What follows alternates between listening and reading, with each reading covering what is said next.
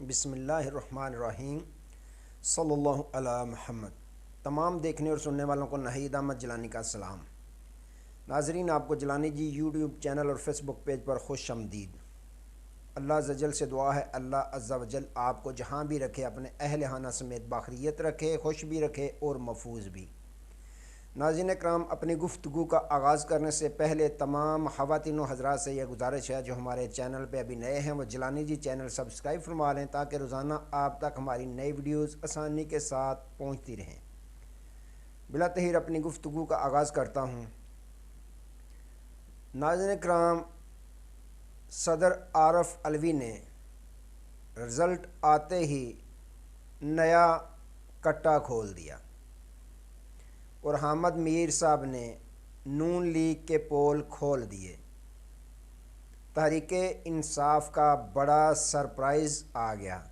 इन तमाम इश्यूज़ पे मैंने बात करनी है।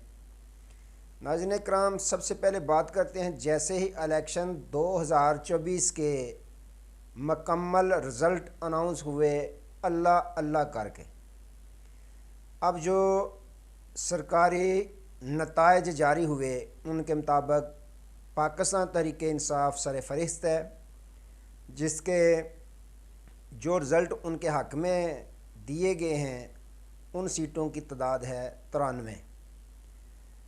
93 पाकिस्तान तहरीके इंसाफ, PMLN 75 और पीपल्स पार्टी 54, MQM 17 और 3 जो हैं वो PML क्याऊ की हैं। तो नाज़रीन कराम, जैसे ही रिज़ल्ट आया, अभी रिज़ल्ट मुकम्मल भी नहीं हुआ था तो मियाँ साहब ने एक तकरीर भी दाग दी, जिसके बाद उन्हें शर्मिंदगी भी हुई पूरी दुनिया में। उसके बाद उन्होंने मुलाकातें करना शुरू कर दी MQM के साथ, पीपल्स पार्टी के साथ। अब अंदर की खबर रखने वाले ये ख़बर देते हैं कि मुस्लिम लीग नून ने पीपल्स पार्टी के साथ ये बातचीत तय करने की कोशिश की कि वज़ारत उज़्मा हमारे पास रहेगी, सदर ममलकत का ओहदा भी हमारे पास रहेगा, बिलावल भुट्टो ज़रदारी को हम डिप्टी वज़ीर आज़म बना देंगे, सेनेट का चेयरमैन पीपल्स पार्टी का होगा, जो स्पीकर कौमी असम्बली है वो भी पीपल्स पार्टी का होगा। यानी वज़ारत उज़्मा का फिर मज़ा हम ही लेंगे। तो पाकिस्तान पीपल्स पार्टी की तरफ से भी कुछ डिमांड रखी गई। उन्होंने कहा वज़ारत उज़्मा हमारे पास रहेगी, सदर ममलकत आप रख लें, डिप्टी स्पीकर आप रख लें, तो स्पीकर कौमी असम्बली हमारे पास रहने दें। तो इस तरह की लेन देन की कोशिश की जाती रही, लेकिन जो अभी तक कामयाब नहीं हुई। MQM का वफद भी आया।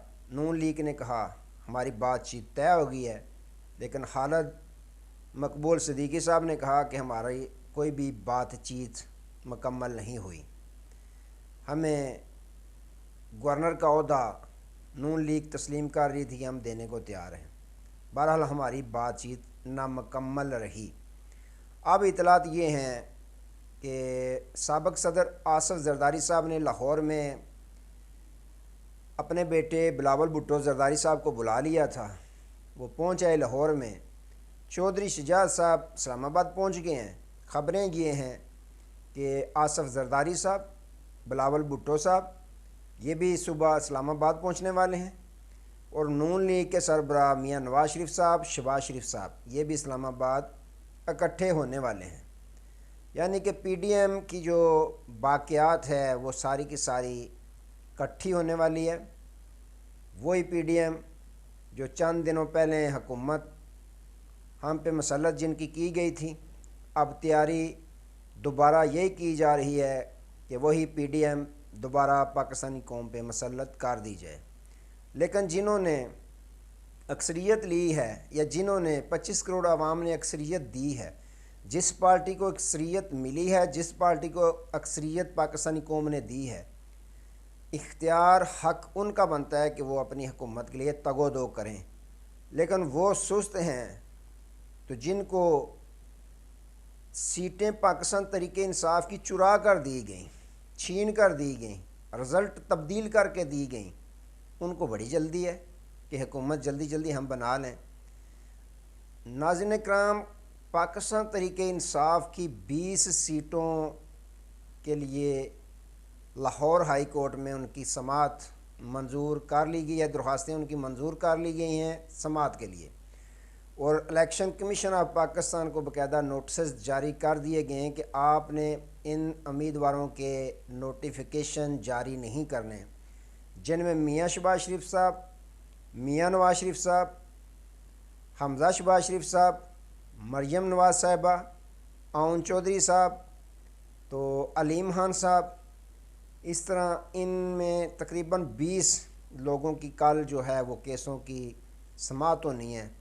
तो याद रखिएगा, जो पाकिस्तान तरीके इंसाफ के मुताबिक 50 से 60 ऐसी सीटें हैं जिनके रिज़ल्ट जो प्रिजाइडिंग अफिसर जिन पे दस्तखत करके दे चुके हैं, फार्म 45, फार्म 45, 60 से 70 सीटों के पाकिस्तान तरीके इंसाफ के उम्मीदवारों के पास हैं। जैसे ही ये अदालतों से रजू करेंगे तो आखिर इतनी भी अदालतें फ़ैसला आंखें बंद करके नहीं करती कि आपके पास फार्म 45 मौजूद हों तो आरओ आपका रिज़ल्ट तब्दील कर दे। ये कैसे भला मुमकिन हो सकता है? तो ये सारी की सारी सीटें जो कानूनदान हैं उनके बकौल कि ये पाकिस्तान तरीके इंसाफ को वापस मिल जाएंगी।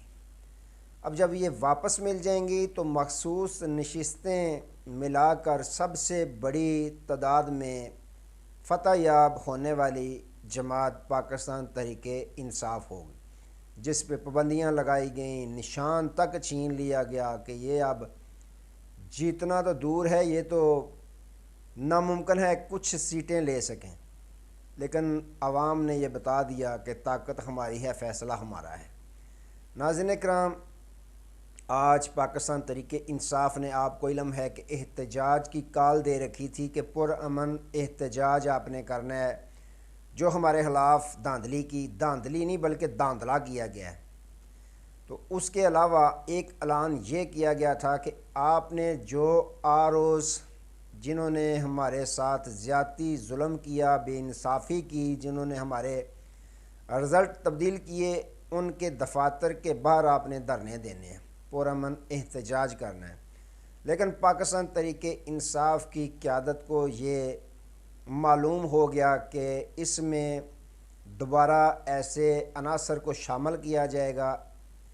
इस एहतजाज जो आप करवा रहे हैं पाकिस्तान तरीके इंसाफ वाले, तो दोबारा साजिश की जा रही है, जाल बुना जा रहा है कि पाकिस्तान तरीके इंसाफ के साथ दोबारा ऐसा ही किया जाए जो 9 मई को किया गया था।